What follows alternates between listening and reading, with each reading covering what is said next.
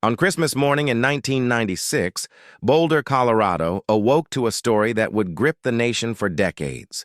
6-year-old JonBenet Ramsey, a child beauty queen with a sparkling smile and a promising future, was found dead in the basement of her family's mansion.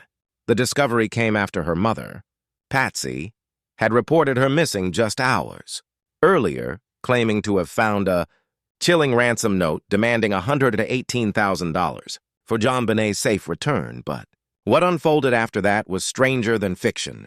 The ransom note, the chaotic police investigation, the unexplained evidence, and the cloud of suspicion that immediately surrounded JonBenet's parents created a mystery unlike any other. Every new detail only deepened the confusion. Was it a kidnapping gone wrong? A burglary? A secret family tragedy? Or something far darker hiding behind the closed doors of privilege and wealth? For more than 2 decades, the case remained unsolved, haunted by whispers, conspiracy theories, and endless speculation on television, in books, and across the internet. But in recent years, new developments, advances in DNA testing, insider accounts, and unsealed documents have reignited the investigation. And the findings are not only shocking, they are far worse than anyone could have imagined, because the truth, when examined closely, is not just about a single crime. It's about corruption, cover-ups, and a system that failed one of its most vulnerable victims. What really happened to JonBenet Ramsey? And why has the world been denied answers for so long? This is the story of a December 25, 1996, began like any other Christmas for the affluent Ramsey family. Their sprawling Boulder home was filled with decorations, gifts, and the promise of a joyful holiday. JonBenet, just 6 years old, had spent the evening before celebrating with her parents, John and Patsy, and her older brother, Burke. By all appearances, it was a picture-perfect American Christmas. But within hours, the Ramsey household would become the epicenter of one of the most disturbing mysteries in modern history. In the early hours of December 26th, Patsy Ramsey awoke and headed downstairs. On the staircase, she discovered something that would send chills down her spine, a 2.5-page handwritten ransom note demanding $118,000 for the safe return of her daughter. The note, bizarre in its detail and tone, was addressed directly to the Ramseys, warning them not to contact police if they wanted to see JonBenet alive again. Panic set in. At 5:52 a.m., Patsy called 911. Her voice trembled as she reported that her daughter was missing. Within minutes, Boulder police arrived at the mansion. But from the very beginning, the investigation was marred by mistakes. Officers failed to secure the crime scene properly. Friends and family were allowed to walk freely through the house, contaminating crucial evidence. Instead of a controlled investigation, the Ramsey home quickly descended into chaos. The ransom note itself raised countless questions. Why demand such an oddly specific sum, $118,000, the exact amount John Ramsey had recently received as a work bonus? Why was the note unusually long, far longer than typical ransom demands? Why did it appear to mimic the style of a Hollywood crime thriller rather than a real kidnapper's note? To many investigators, the note seemed staged, almost theatrical. As police searched the house, no signs of forced entry were found. Windows and doors were intact. There was no clear evidence that an intruder had broken in or out. For hours, the focus remained on the ransom demand, as if JonBenet had truly been taken. But then came the discovery that would change everything. At around 1 p.m., John Ramsey, accompanied by a family friend, began searching the basement of the home, a place police had strangely overlooked during the initial sweep. There, in a small, windowless room, he found the lifeless body of his daughter. JonBenet was covered in a white blanket. Her wrists were bound, and a crude garrote had been tied around her neck. A piece of duct tape covered her mouth. The horrifying truth was undeniable. JonBenet had not been kidnapped. She had been murdered inside her own home. The ransom note, it seemed, was nothing more than a smokescreen. The discovery only deepened the confusion. If this was a staged crime scene, who had staged it, and why? The fact that JonBenet's body was found by her father, in a place law enforcement should have checked immediately, raised suspicions. Did John Ramsey already know she was there? Why was the basement not secured from the very beginning? From that moment on, the investigation spiraled. The Boulder Police Department, inexperienced with major homicide cases, mishandled evidence and lost precious time. The Ramseys, instead of being shielded as grieving parents, were quickly thrust into the spotlight as possible suspects. And the media frenzy that followed only magnified every misstep. Christmas morning in Boulder had turned into a nightmare, one that would haunt the nation for decades. What should have been a straightforward investigation into a horrific crime became a labyrinth of contradictions, suspicions, and cover-ups. The death of JonBenet Ramsey wasn't just a tragedy. It was the beginning of one of the most perplexing criminal cases in American history. And this was only the beginning story that refuses to die, finally unraveled, piece by piece. From the moment JonBenet's body was discovered, suspicion fell in two directions: inward, toward the Ramsey family, and outward, toward the possibility of an intruder. Both theories gained traction, fueled by evidence, speculation, and the intense glare of media coverage. But neither path led to the truth, or at least not one the public could easily accept. The parents under suspicion, almost immediately, investigators considered John and Patsy Ramsey potential suspects. The ransom note raised serious red flags. Handwriting analysis suggested that Patsy's writing style bore similarities to the note, though results were inconclusive. Critics pointed out that the note was written on paper from inside the Ramsey home, using a pen from their own supplies. If a kidnapper had truly broken in, why would they waste time composing a lengthy letter inside the house? Then there was John Ramsey's discovery of the body. To some investigators, it seemed too convenient that he and not police found JonBenet. Did he already know where she was? Or was it simply the tragic act of a desperate father searching for his daughter? Adding fuel to the fire was the unusual ransom demand of $118,000, the same figure John had recently received as a work bonus. Was this coincidence, or was someone within the house using the figure as part of a staged cover-up? The theory that the Ramseys were involved was further strengthened by their behavior in the days following JonBenet's death. Instead of cooperating fully with police, they hired high-powered attorneys and public relations experts. To many, this looked like the behavior of guilty people protecting themselves rather than grieving parents seeking justice. Attention also turned to JonBenet's 9-year-old brother, Burke. Early reports suggested that he had been awake on the night of the crime. Some theorists speculated that Burke may have accidentally harmed JonBenet during a sibling dispute, and the parents staged the crime scene to protect him.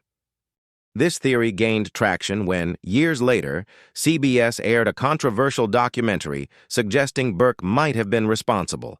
The theory hinged on evidence like a bowl of pineapple found in the kitchen, which contained Burke's fingerprints.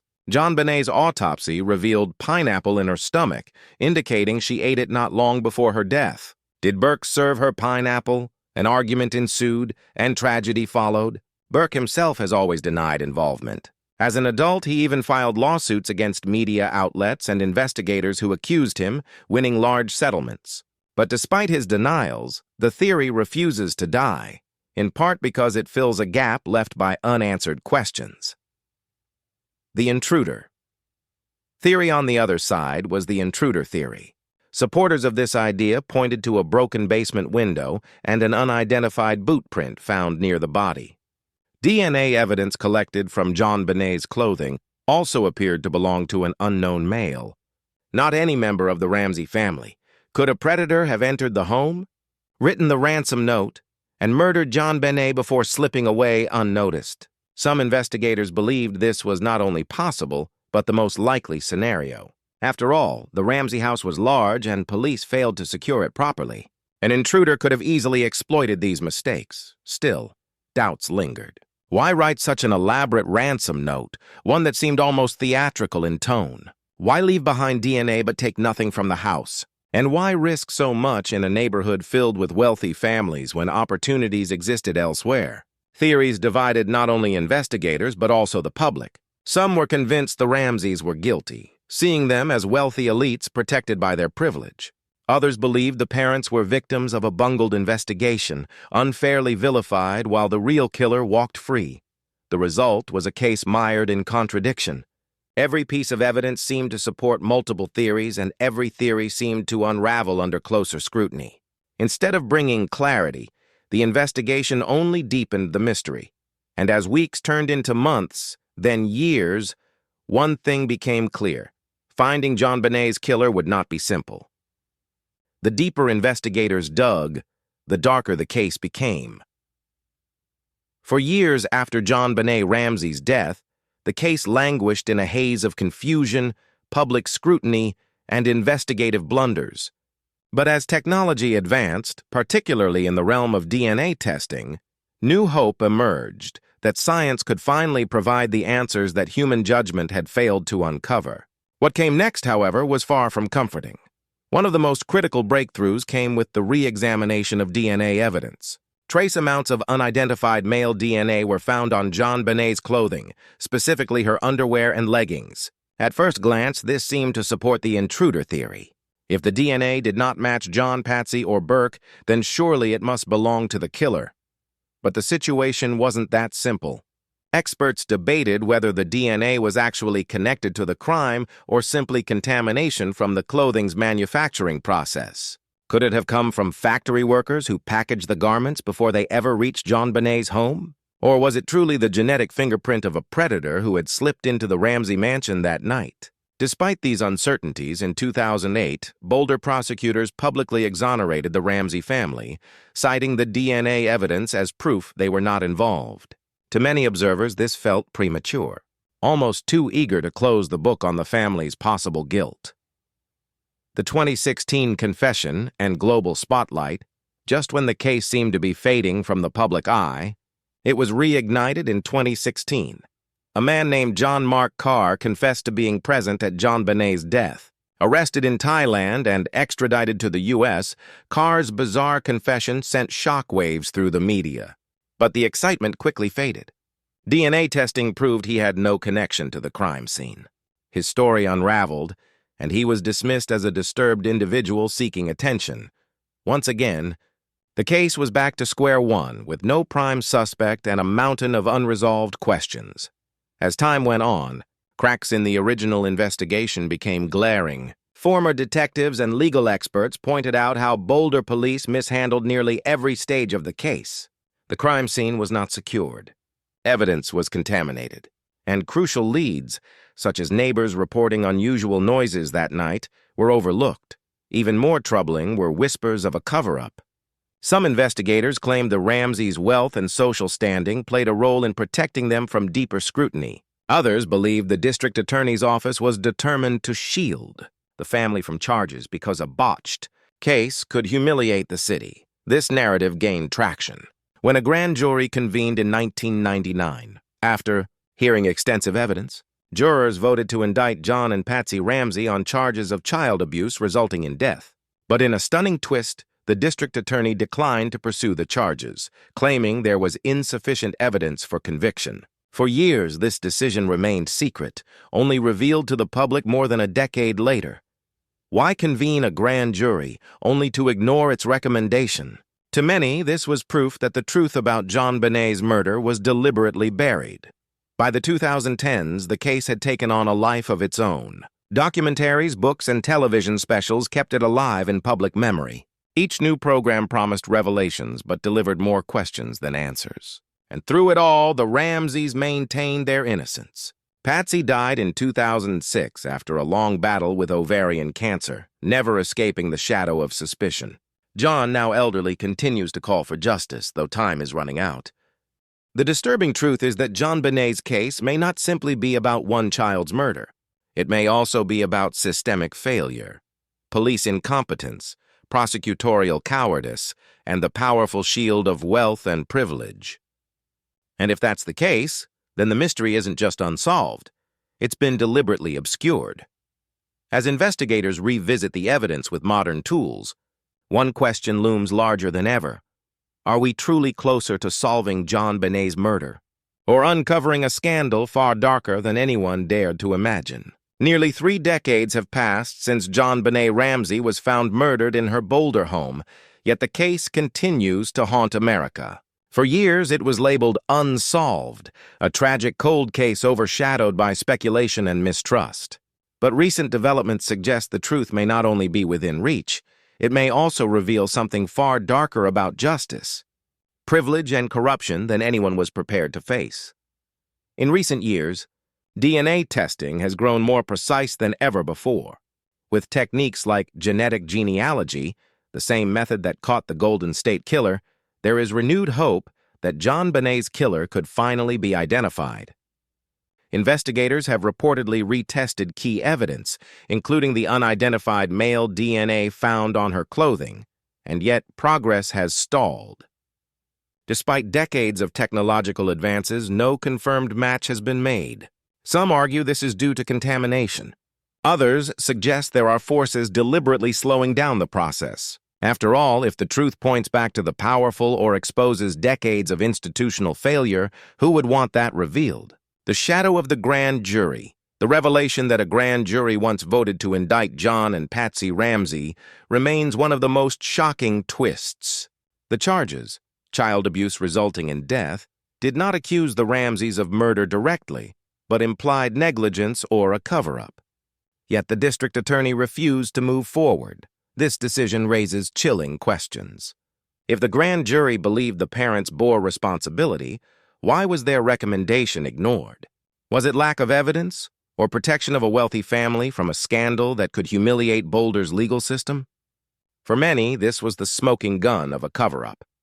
Over the years, media portrayals have shaped the public's perception as much as the evidence itself. Some documentaries, like CBS's controversial 2016 special, suggested Burke Ramsey was responsible, pushing theories that sparked lawsuits. Others leaned heavily toward the intruder theory, painting the family as victims. But regardless of the narrative, one truth remains. The case has been mishandled from the very start. And that mishandling has allowed the mystery to grow into something larger, a reflection of how money, influence, and incompetence can derail justice. Officially, JonBenet's case remains open.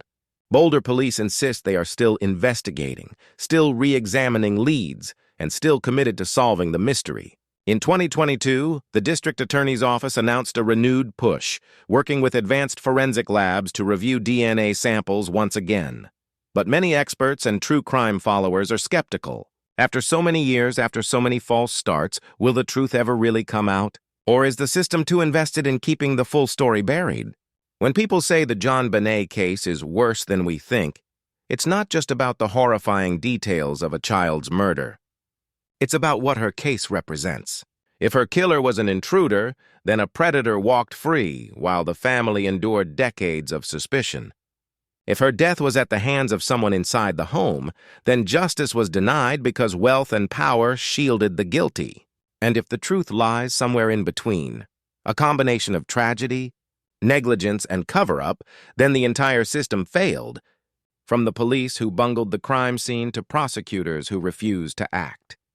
In the end, the nightmare of JonBenet Ramsey isn't just unsolved, it's unresolved. And that may be the greatest tragedy of all. A little girl lost her life, and instead of answers, we were left with decades of finger-pointing, media circus, and institutional failure. As investigators continue to promise breakthroughs, the world waits. But with each passing year, one thing becomes clearer. The truth about JonBenet Ramsey isn't just a story of murder. It's a story about a justice system that may have never wanted to solve the case in the first place.